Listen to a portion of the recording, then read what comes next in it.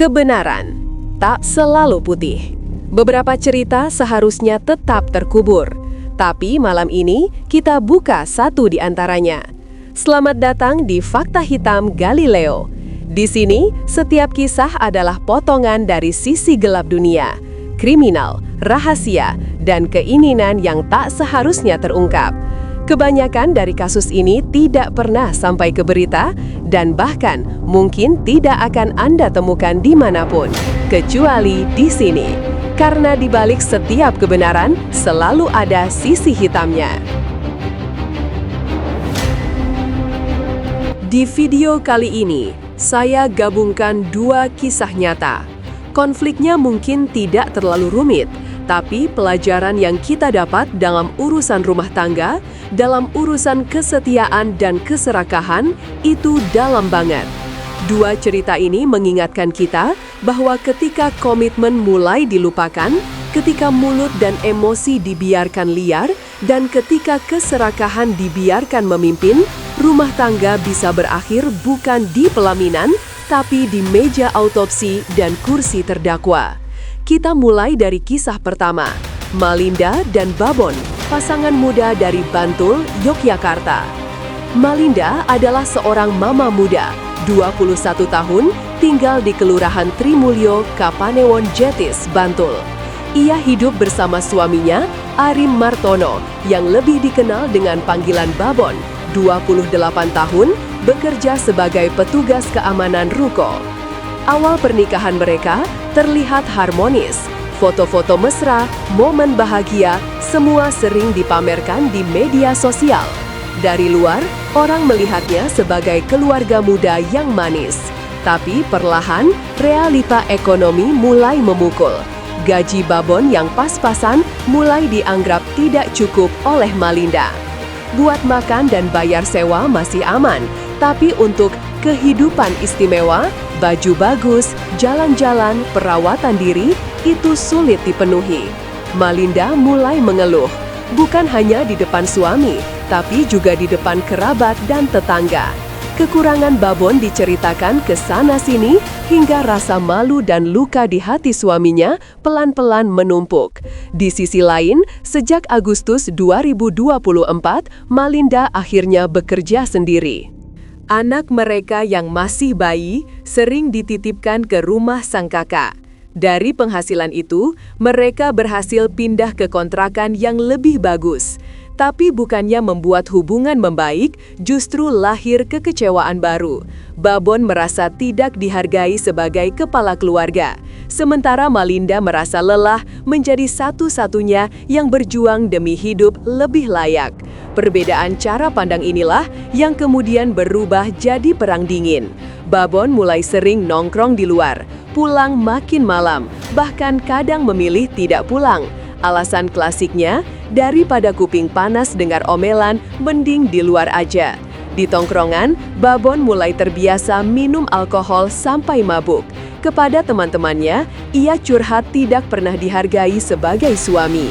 Di sisi lain, Malinda juga curhat ke keluarganya. Suaminya jarang pulang, uang habis untuk rokok dan miras, dan setiap diajak bicara, Babon memilih melengos dan protes.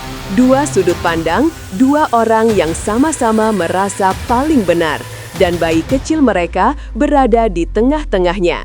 Pada Kamis 5 Desember 2024, saat anak mereka berusia sekitar 8 bulan, terjadi percecokan besar.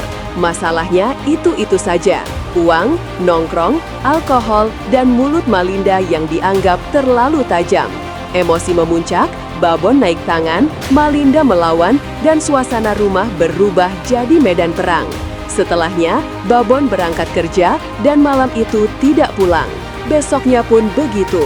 Pesan dan telepon dari Malinda diabaikan. Bagi Malinda, ini seperti bensin yang disiram ke api. Harusnya suami pulang, minta maaf, atau minimal menjenguk anak. Nyatanya, ia justru menghilang. Menurut kakak Malinda, Septi, adiknya bahkan sempat melontarkan kata-kata cerai karena tidak tahan dengan KDRT dan uang suami yang kini lebih banyak mengalir ke botol alkohol. Sabtu pagi, 7 Desember 2024, Sekitar pukul 5, Malinda seperti biasa menggendong anaknya dan membawanya ke rumah sang kakak di Imogiri untuk dititipkan sebelum berangkat kerja. Tapi hari itu, ia tidak langsung ke tempat kerja. Diam-diam, Malinda mengaktifkan aplikasi Find My Device di ponsel suaminya. Sebelumnya, ia sudah pernah menghubungkan akun itu. Lokasi Babon pun ketahuan, di depan sebuah gudang ekspedisi di Dusun Pacar Berajen, Pleret, Bantul. Saat ia datang, terlihat Babon bersama 3 temannya di dekat pos satpam, menenggak alkohol dan mengobrol santai. 2 malam tidak pulang, ternyata inilah aktivitasnya. Malinda mendekat, keributan tak terhindarkan. Karena malu dilihat teman-temannya, Babon menarik istrinya masuk lebih dalam ke arah pergudangan. 3 teman tadi masih sempat mendengar suara pertengkaran, lalu samar-samar suara rintihan. Tapi mereka memilih untuk tidak ikut campur. Urusan rumah tangga orang, kita jangan masuk, pikir mereka.